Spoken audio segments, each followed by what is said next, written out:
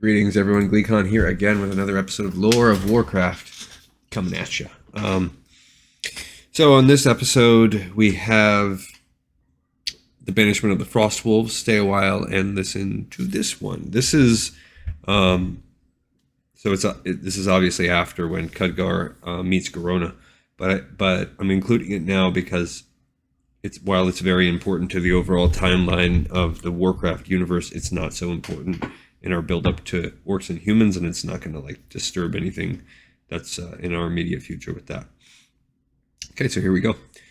The orcs had begun moving through the dark portal en masse, yet not all clans came to Azeroth. In the years after the Horde conquered the Draenei, several clans had lost themselves to bloodlust and madness. These included the mighty Warsongs, the Shattered Hand, and the Bone Chewers.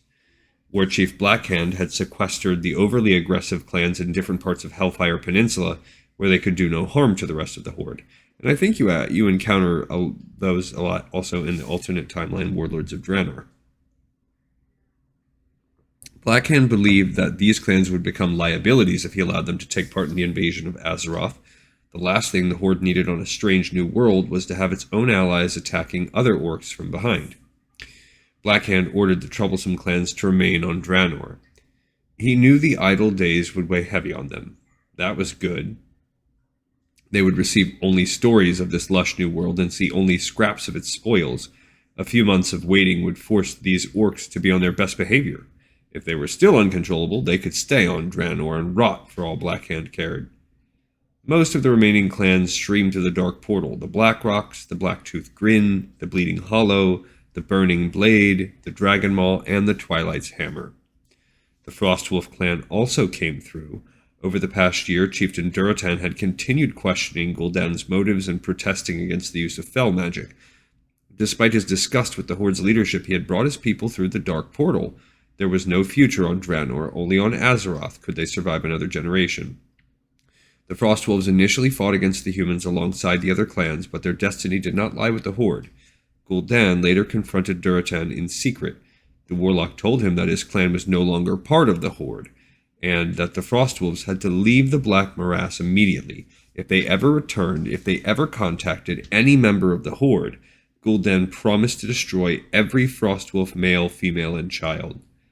Durotan was loath to part from his fellow orcs, but he had just learned that his mate Draka was pregnant. He did not want to risk her or their unborn child by testing Gul'dan's wrath. And he knew why Gul'dan was letting them live. If Durotan were killed, it would make him a martyr and give his warnings weight among the rest of the Horde.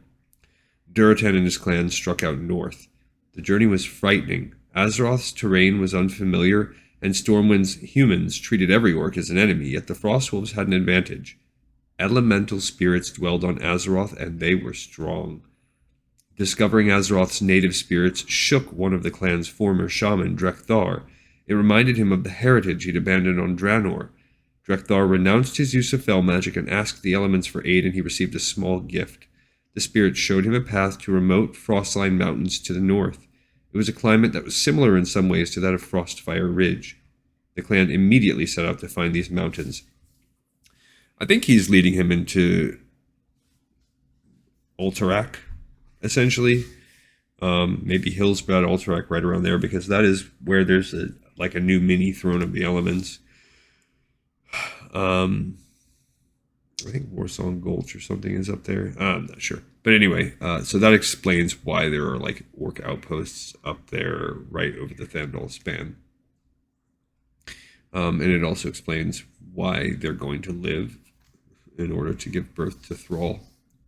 Which I did a little research, and there wasn't quite as much rulership turnover as I imagined. Thrall does lead the Horde eventually after these first couple wars. I think pretty much from about Warcraft 3 through the first few expansions, he's the leader of the Horde.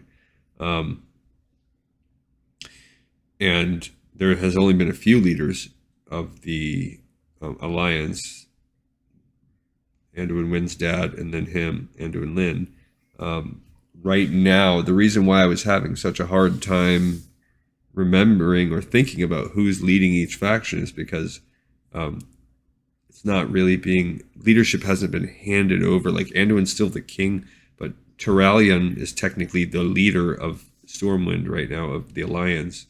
And the Horde isn't led by anyone. They're a Horde-ish like council. They're all democratically governing together, since Sylvanas can't be their leader anymore.